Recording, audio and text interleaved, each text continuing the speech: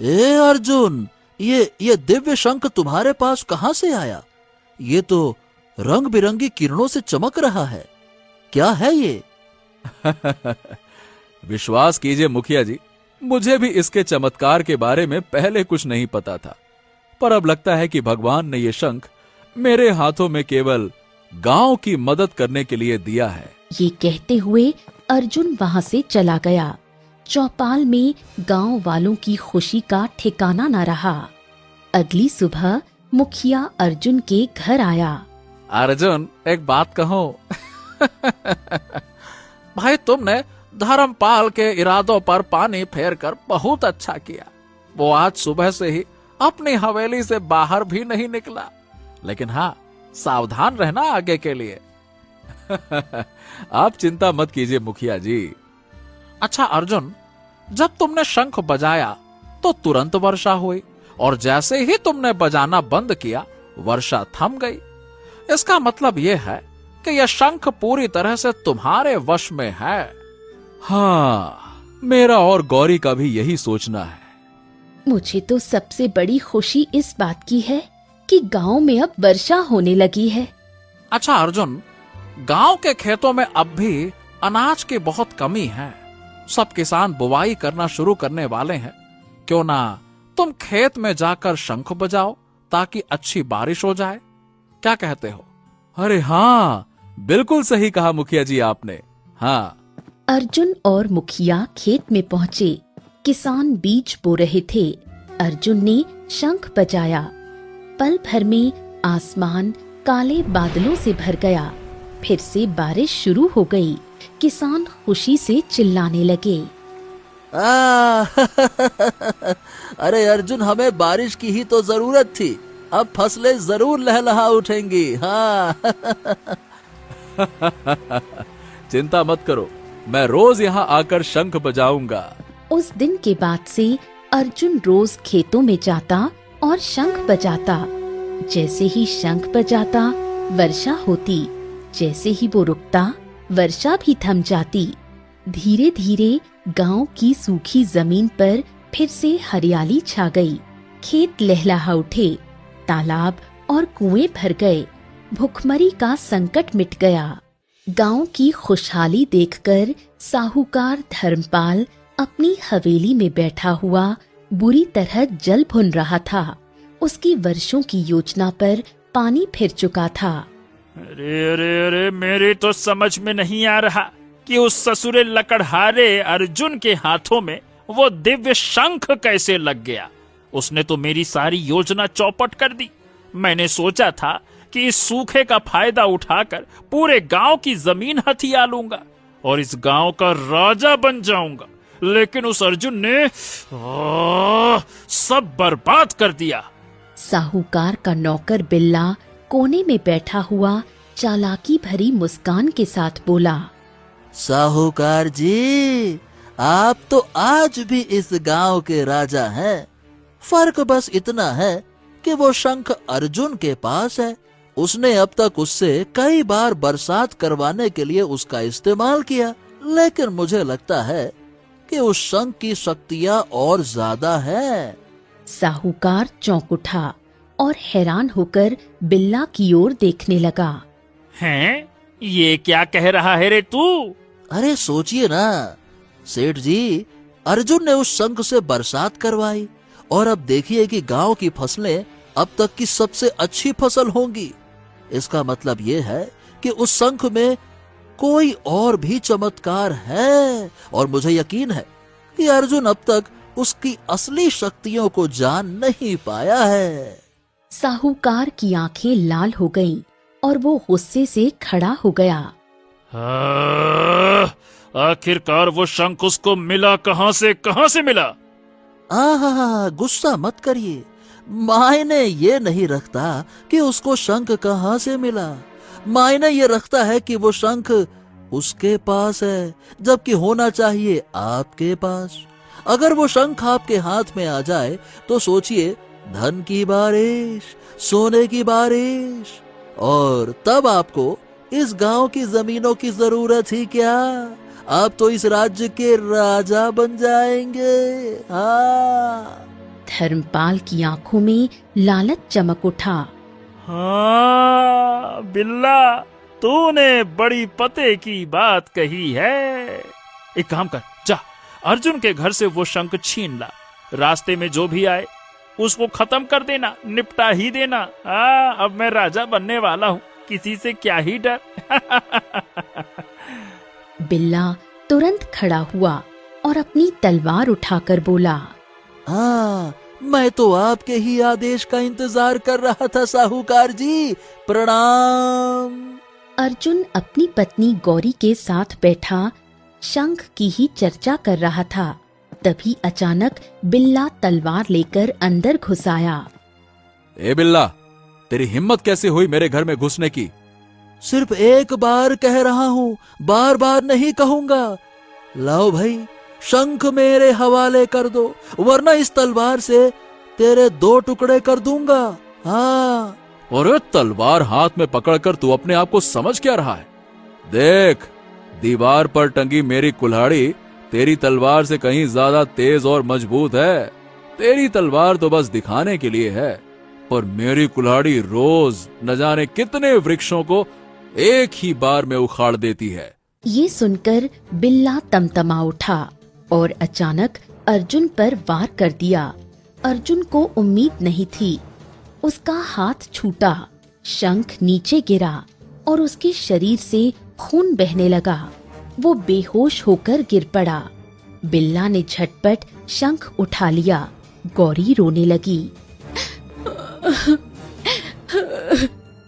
अरे पापियों, गांव की खुशहाली तुमसे देखी नहीं जाती। अरे बकवास बंद कर, हमें तेरी चीखें सुनने का कोई शौक नहीं है। इतना कहकर बिल्ला शंख लेकर सीधे साहूकार की हवेली में पहुंचा। बिल्ला ने साहूकार को शंख पकड़ा दिया। शंख हाथ में आते ही साहूकार के चेहरे पर खुशी दौड़ गई। ओरे रे रे रे रे रे रे रे, वाह वाह वाह वाह बिल्ला, तूने कमाल कर दिया, कमाल कर दिया, वाह। अब बस बताओ इसका इस्तेमाल कैसे करना है? जैसे अर्जुन ने सोचा होगा, बरसात हो। आप सोचिए, अगर आपके घर में धन की बारिश हो जाए। धर्मपाल मुस्कुराया और शंख बजाने लगा, लेकिन अगले ही पल शंख से काला धुआं निकलने लगा। साहूकार घबरा गया और शंख उसके हाथ से गिर पड़ा। अरे अरे बिल्ला, इसके अंदर से तो काला धुआं निकल रहा है रे। अचानक वही काला धुआं एक भयानक राक्षस में बदल गया।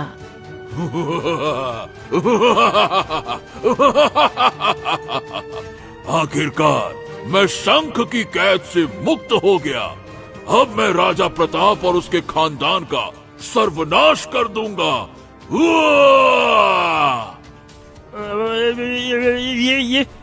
ये क्या कह रहे हो भैया तुम? राजा प्रताप तो बरसों पहले मर चुका है, अब तो उसकी 4थी पीढ़ी शासन कर रही है। तुम क्या कहना चाहते हो भाई?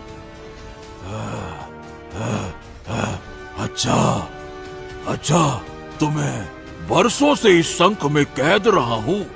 चलो कोई बात नहीं, मेरा मकसद वही है, राजा प्रताप का वंश मिटाना।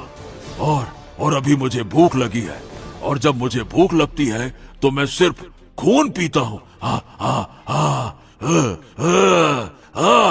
इतना कहकर राक्षस ने साहूकार को पकड़ लिया और उसका खून पी गया। साहूकार चीखता रह गया और कुछ ही देर में मृत होकर गिर पड़ा। अगले ही पल राक्षस वहां से गायब हो गया। हे भगवान, मुझसे बहुत बड़ी भूल हो गई। मुझे तुरंत अर्जुन को ये बात बतानी होगी। बिल्ला दौड़ता हुआ अर्जुन के घर पहुंचा। अर्जुन को होश आ चुका था। वो घायल अवस्था में बैठा था और उसकी पत्नी गौरी पास में बैठी रो रही थी। अर्जुन ने जैसे ही बिल्ला को देखा, उसके चेहरे पर क्रोध की लकीरें उभर आईं। वो उठकर उसकी ओर झपटा। बिल्ला, तूने मेरी पीठ पर वार किया, आज मैं तुझे जिंदा नहीं छोड़ूंगा। लेकिन तभी बिल्ला हाथ जोड़कर उसके पैरों में गिर पड़ा। अर्जुन, मेरी मेरी बात सुनो, मुझसे बहुत बड़ी भूल हो गई। अरे, अर्जुन ठिठक गया और चौंककर उसकी ओर देखने लगा। क्या मतलब है तुम्हारा? बिल्ला कांपते हुए फूट फूट कर सारी घटना बताने लगा। अर्जुन और गौरी ने सब सुना तो उनके चेहरे पर गहरी चिंता छा गई। हे भगवान, अगर उस शंख के अंदर से राक्षस निकला तो क्या वो अब तक हमारे गांव में वर्षा करवाता रहा था? नहीं गौरी, मुझे लगता है कि इसके पीछे कोई और रहस्य है। खैर, जो भी हो, हमें जाकर देखना होगा। धर्मपाल जैसा भी था, लेकिन था तो वो हमारे गांव का ही ना।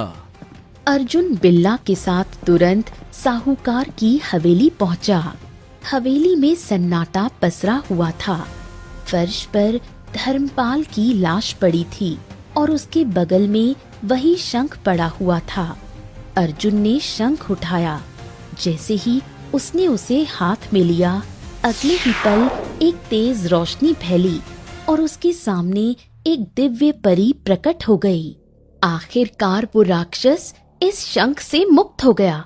धर्मपाल जैसे पापी ने इसे स्पर्श किया और इसी कारण राक्षस बाहर आ गया। क्योंकि देखने में धर्मपाल मनुष्य था, पर उसके कर्म राक्षसों से भी बुरे थे। तुम कौन हो और इस शंख का क्या रहस्य है? परी ने मुस्कुराते हुए उसकी ओर देखा और रहस्य खोलना शुरू किया। वर्षों पहले इस राज्य में राजा प्रताप का शासन था। उस समय राजवैद्य ने राजा प्रताप को नष्ट करने के लिए एक राक्षस को प्रसन्न किया, लेकिन राजा प्रताप के राजगुरु ने मुझे प्रसन्न किया और मैंने उन्हें ये शंख भेंट में दिया। राजगुरु ने इस शंख की शक्ति से उस दुष्ट वैद्य को समाप्त कर दिया, मगर राक्षस से युद्ध करते समय वो स्वयं मारे गए। राक्षस ने जैसे ही शंख को छुआ, वो उसमें कैद हो गया। ये शंख केवल उसी व्यक्ति को स्वीकार करता है जिसका मन लालच से मुक्त हो और जिसके दिल में लोगों के लिए सच्चा प्रेम हो। अर्जुन, इसलिए ये शंख तुम्हें मिला। तुमने इसे भलाई के लिए इस्तेमाल किया, मगर धर्मपाल ने लालच में इसे हाथ लगाया और राक्षस को मुक्त कर दिया। अर्जुन स्तब्ध खड़ा सुन रहा था। अब वही राक्षस राजा प्रताप की चौथी पीढ़ी राजा विक्रम के राज दरबार में जा पहुंचा है। उसका इरादा प्रताप के पूरे वंश का नाश करना है। समय बहुत कम है, केवल तुम ही उसका अंत कर सकते हो। अर्जुन के चेहरे पर दृढ़ता झलक उठी। ओह, तो फिर मुझे राजमहल पहुंचा दीजिए। परी ने अर्जुन का हाथ पकड़ा। रंग बिरंगी किरणों से दोनों गायब हो गए। अगले ही पल अर्जुन और परी महल में प्रकट हुए। राजा विक्रम चौंक कर खड़ा हो गया। ये कौन है और ये सब हो क्या रहा है? महाराज, आपकी जान को खतरा है। खतरा? कैसा खतरा? महाराज, कुछ ही क्षणों में सब कुछ नष्ट हो जाएगा। तभी चारों ओर काला धुआं फैलने लगा। धुआं बदलकर राक्षस की आकृति बन गई।